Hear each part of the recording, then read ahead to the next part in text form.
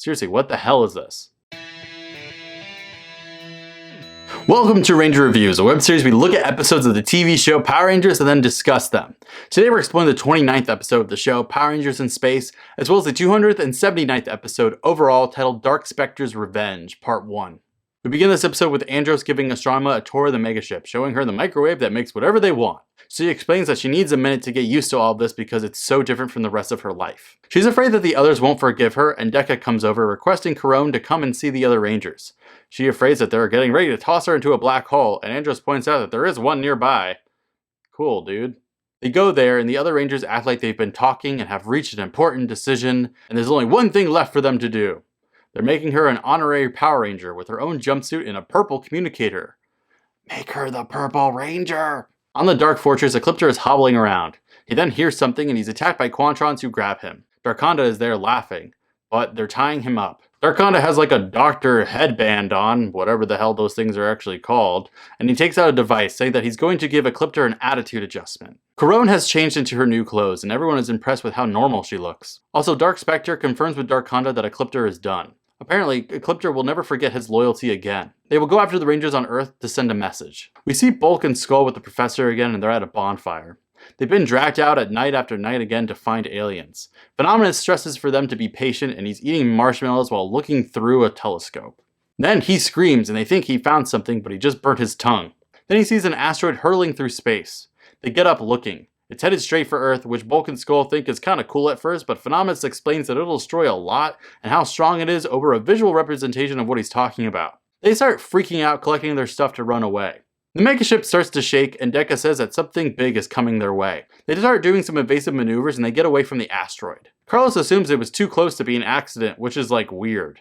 Then Dark Specter comes over the screen explaining that they should return Astronema and that the asteroid is headed towards Earth, so fuck you. They chase down the asteroid, powering up the lasers to blow this thing up. They get close and once they're at optimum range, they fire at it and nothing worked. They have to get closer and Andros has an idea. He tells Karone to stay in the ship with Alpha. We see them zoom out and now the Morph Rangers are now on the asteroid. They're planting detonators to blow up the asteroid and they realize it has to work because they're running out of time. Then things explode around them and it's the Velocifighters coming in hot. They take cover as Darkonda and Quantrons appear behind them. Andros tells everyone except TJ to handle the Velocifighters and TJ will plant the other detonator stuff. Andros takes on the Quantrons. Carlos, Ashley, and Cassie teleport out as TJ starts to plant the detonators. The other three are getting into their Mega V-Zords. Also, TJ is now getting attacked and Andros gets blown up. Andros covers for TJ and it's just not going to get any easier here. Carlos blows up a Velocifighter as Ashley takes care of another. Then Cassie takes care of one too. That was it. This is a slow ass episode. TJ gets everything all set and he says they only have a few seconds to get out of there, so they call for the Zords leaving. Then Andros spends a lot of our precious time just standing there on TJ's Zord. Seriously, what the hell is this? They think they did it, but nope, they did not. The asteroid is still going toward Earth. On the ship, they come aboard helmetless and they think that they just need to use all their Zords, but Dekka says Earth is about to be fucked. Karone then says that the asteroid was programmed to hit Earth, so she can get onto the Dark Fortress and reprogram it. What? Andros says no because he spent all of his life searching for her and he doesn't want to lose her again. She says it might be the only way to stop it though. Andros finally agrees, asking what they need to do first. Meanwhile at Nasada, Bulk and crew are monitoring who is entering. We see the same commander from the Turbo finale and they recognize him somehow. They cut him off in the middle of the road jumping out. Guards hold them back as Phenomenus screams that they have to listen to them. The commander gets out as they explain about the asteroid. On the megaship, they're listening to Karone talk about what she's doing on the Dark Fortress, going to the control room. She's got a new wig too. Fancy. She says it's pretty quiet. She gets to a computer and she's found the asteroid and we see Ecliptor is there. He comes out and she's concerned about what they've done to him. He's basically a cyborg. She says the same was done to him as they will do to her. And he apparently attacks her as Karone yells, "Ecliptor, no!" And Alpha just says that her signal just got cut off. Andros immediately blames himself and the others say that he kinda had no choice. Then the commander from Nasada asks the Rangers for help and TJ tells Andros they've got to use the Megazord, so forget about your sister, let's go. At Nasada, the commander is doing a press conference explaining that a large asteroid is on a collision course with Earth. Every country in the world has been alerted. How? And they're doing everything possible. They explain that this could be like what killed the dinosaurs, which really gets rid of all those who don't believe in dinosaurs. We then get to see like 1000% stock bought footage of the dinosaurs dying. Not in my Christian household. A reporter then asks Phenomenus what people should be doing and he tells them to panic and everyone freaks out running away. I have a lot of questions here, but I think we'll save them until the end.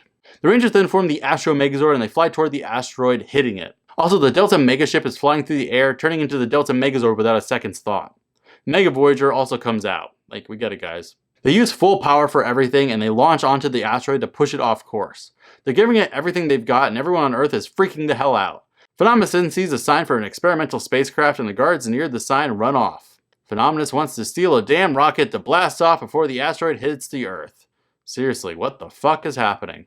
People then start to see the asteroid in the sky, and freaking Bulk and Skull and Phenomenus are in the rocket taking off. This has to be like at least a few felonies, right? On the Dark Fortress, Darkonda laughs about how everything is going to die, while Decryptor is deadpanned, looking on. The Rangers are still trying to push against the asteroid, and they're out of energy to use against this thing. They're barreling toward Earth. To be continued. This episode's kind of terrible. I mean, I like the premise of an asteroid being sent to Earth to kill everyone and how Corone got recaptured. That makes a lot of sense and is actually pretty decent. The rest is kind of horseshit though. I mean, why is the commander of Nasada doing a press conference? How would every country in the world be informed about this? Why did anyone ever interview Phenomenus? Why did they steal that rocket? Like, I know why, but what writer approved that? This is honestly so rough to watch, and it's a shame because the show has been doing so good for so long right now, and it's like...